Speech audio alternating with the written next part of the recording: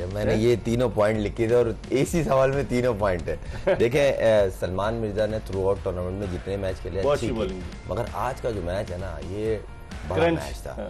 और जिस तरह की उनकी फॉर्म थी बॉलिंग की, उन्होंने आखिरी ओवर में क्या बॉलिंग की है, मुझे ऐसा लगा उनके जहन में नहीं था अगेंस्ट फ़हीम अशरफ मुझे बॉल करनी पड़ेगी।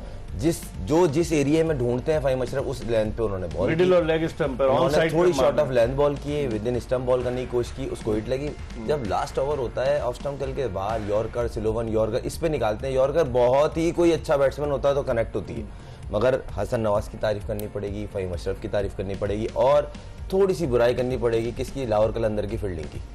देखिए कैच गिर जाते हैं, सीधी बॉल चौका ज्यादती, सीधी बॉल पे चौके 2 रन 3 रन से और आज ऐसा लग रहा था कहीं वाघा बॉर्डर पे फील्डिंग कर रही है लाहौर की टीम। ऐसी मिस फील्डिंग जैसे गोलियां आ रही हैं, सीधी बॉल आ रही है पकड़ के। प्रेशर भी तो होता है फाइनल, किस चीज का प्रेशर है? आप ही अच्छी क्रिकेट खेल के आए ना फाइनल तक और आपने सबको बीट किया है। दोनों टीमों में आज जो मेन अभी तक जो डिफरेंस दिखा वो फील्डिंग का था, वरना हो सकता है कोयटा ग्लैडिएटर मैक्सिमम 160-70 करती। सही, मगर जिस तरह उन्होंने क्लैप की 201 करवा दिए, बहुत ज्यादा। बॉलर गिरता कैसे, जब सीधी बॉल उसकी में फंबल होगी, चौका छूटेगा, कैच गिरेंगे, तो ये मिसफील्डिंग बहुत भारी पड़ती है। 67 रन पर हसन नवाज का कैच ड्रॉप हुआ और हसन नवाज ने आज कमाल की बैटिंग की, वरना 21 रन पे 2 विकेटें गिर चुकी थी चौथे ओवर में जब हसन नवाज बैटिंग करने के लिए आए। लेकिन फिर उन्होंने पहले जो पार्टनरशिप को डेवलप किया और खुद डोमिनेट किया, सारा मेन जो रोल उन्होंने प्ले किया। चौथा नंबर लगता है उन्होंने अब तस्लीम कर लिया कि मैं ओपनर नहीं हूं, मैं नंबर 4। देखिए हसन नवाज की 76 रन की जो इनिंग है बहुत जबरदस्त है। उनकी जो पार्टनरशिप है 4 विकेट की 67 रन की 38 बॉल्स पे, वो बहुत अच्छा खेला उन्होंने। ठीक है उनको एक चांस मिला, लेकिन चले वो लाहौर कलंदर के लिए ज़्यादा मुश्किलात नहीं डाले। उसके बाद कुछ रन के बाद 10 से 12 रन के बाद वो आउट हो गए। लेकिन देखिए ये आपको ख्याल रखना है इन पॉइंट्स का। अगर मैं फील्डिंग की बात करूं तो ये लास्ट 4 दिनों में ये तीसरा मैच है लाहौर कलंदर्स का। तो ये आइंदा ये पॉइंट उनको देखना है कि अगर हमें इस तरह की सिचुएशन में, या तो ठीक है आप इस सिचुएशन में आओ ही ना, पहले ही टॉप 2 में फिनिश करो, वहां से मैच जीते और जाके फिर आराम सुकून से आप फाइनल खेलो।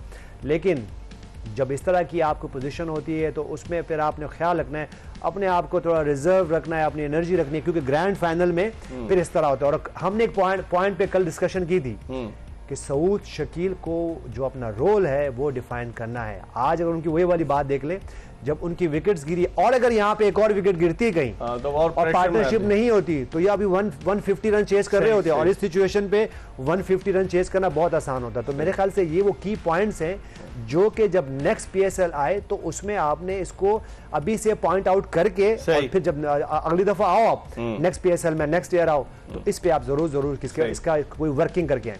शाहीन आफरीदी 18 विकेटें हो गई इस टूर्नामेंट में, हाईएस्ट विकेट टेकर हो गए। 4 ओवर में 24 रन दिए, 3 खिलाड़ियों को आउट किया और उन्होंने सेलेक्टर्स को ये बावर करा दिया है कि टीम का ऐलान इतनी जल्दी मत किया करो जिस तरह इन्होंने कर दिया। क्या कहेंगे? देखें मैंने आपको पहले बोला था प्लेयर ना ईगोइस्टिक होते हैं, थोड़े से सेल्फ ईगोइस्टिक, तो ईगो हर्ट होती है। और ऐसा लड़का जो अपने आप को एज ए कैप्टन तस्वुर कर रहा हो, सडन वो टीम से ही बाहर हो जाए तो कहीं ना कहीं मैंने आपको 1 साल के अरसे में देखिए मैं एक बात बताऊं आपको, अब मैं ये नहीं बोल रहा कोयटा हार जाए, मगर ये गेम अगर कोई लाहौर जीतती है, पहले तो सर एक चीज़ ऐड करूंगा अगर आपकी इजाज़त हो, कोयटा के ऑनर्स की और कलंदर के ऑनर्स को ये क्रेडिट जाता है जिस तरह वो रायली रोसो को एलन फिन को लेकर आए, फिर ये सिकंदर रजा को लाए, हमारी लीग ऊपर गई है और इसमें स्टैंडर्ड का पता चला और उनकी भी हेड्स ऑफ है कि वो लोग आए, तो ये तो क्रेडिट जाता है। जी बिल्कुल, डेविड वार्नर तक क्या, डेविड वार्नर आए, मतलब बड़े फाइनल में दोनों ने अपने एकदम सरप्राइज आए कि सिकंदर कल तक हमें नहीं पता था कि वो खेलेगा, आज आएगा नहीं आएगा, और वो आया कमिट करके खेल रहा है और जल्दी खत्म हो गया। अब इससे अंदाजा लगाए ना कि अगर वो आज आता है, अभी वो आया नहीं है बैटिंग पे और जिस तरह की उसकी फॉर्म है और वो अगर मैच किनारे करे जाता है तो सोचें कितना बड़ा क्रेडिट होगा। कल भी उसने ट्रेंड बेस्ड कमिटमेंट ही देखें आप, उसकी कमिटमेंट कल भी देखें, उसने वाइट बॉल से 50 रन किए जिसमें शोएब बशीर ने ऑफिस में 6 विकेटें ली, लेकिन कल भी उसने जिम्बाब्वे की तरह अच्छी बैटिंग। देखें हार्ड वर्किंग क्रिकेटर या स्पोर्ट्समैन ऐसे ही होते हैं, कमिटेड जो होते हैं, ऑनेस्ट और कमिटेड। तो यहाँ सिकंदर की तारीफ करनी पड़ेगी, मैच बिल्कुल इवन है अभी, 35 गेंदों पर 79 रन इवन कैसे हो गया? नहीं देखें 10 की एवरेज है ना, 10 से ऊपर जब जाएगी ना एवरेज तो मसले मसाइल पैदा होंगे। 10 तक आराम से कर सकते हैं। हाँ 10 की एवरेज और नीचे काफी अच्छी मजबूत बैटिंग लाइन है इनकी। शाहीन भी छक्के मारते हैं, सिकंदर को भी आना है, दोनों ये ऐसे प्लेयर हैं जो ये 2 मैच जिता के गए। फिर इखलाक जो मेरा फेवरेट पहली दफा खेल रहे हैं, आपका फेवरेट तो है, वो तो सही है, मगर उसकी मैंने अभी नेशनल T20 में परफॉर्मेंस अच्छी। मैं ये नहीं बोल रहा वो आएगा और कुछ कर देगा, आई होप के वो कर दे, क्योंकि यही मैच होते हैं स्टार बनने के। अल्लाह ने उसको कुदरती डाला है, वो तो बेंच पे ही था, तो क्या पता उसके नसीब में अल्लाह ने इज्जत लिखी हो। मगर कहने का मकसद है बिल्कुल मैच इवन है और मुझे लगा एक और कुशाल परेरा जो है ना इस वक्त उनके इरादों की राह में दीवार बनकर आए हैं। बिल्कुल लग रहा है ये दोनों जो श्रीलंकन खब्बे हैं ना, ये बड़े कमिटेड है और जिस तरह इन्होंने लास्ट मैच में फिनिश किया है, बिल्कुल भनुका राजा पक्से ने भी अच्छी बैटिंग की, छोटी इनिंग खेली और उसने भी बड़ी ये। और मैं आपको याद होगा मैंने बोला कुशाल का कैच गिरा 23 पे, फिर 28 पे, उसके बाद उन्होंने सामने वालों को घर तक छोड़ के आए। यूनुस ये अच्छा चॉइस है, इन दोनों को लाए आखिरी वक्त पे, क्योंकि वो कुशाल परेरा चले गए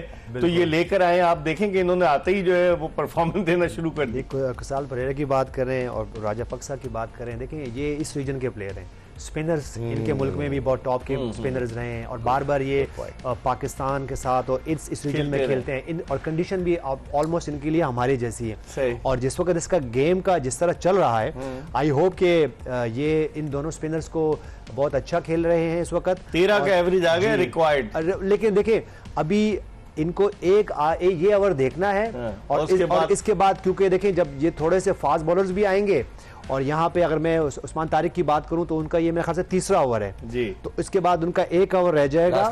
जी सॉरी लास्ट ओवर है। और वो देखें कि वो जो है उनको अब ऑलमोस्ट जो है वो एक आउट किया और उनको 37 रन और एक बॉल है उनका, तो उनके रन तो हुए हैं। अब सिर्फ इन्होंने क्या करना है, जैसे पहली इनिंग में हुआ कि सलमान मिर्जा के आखिरी ओवर में 23 रन का बनना, तो अभी इनके पास के 2 ओवर बाकी, 2 में से सिर्फ 12 रन दिए। लेकिन देखें जब वो ये जरूर ये दोनों बैटर्स चाहेंगे क्योंकि ये बहुत एक्सपीरियंस बैटर्स हैं और बहुत टॉप के क्रिकेटर्स हैं।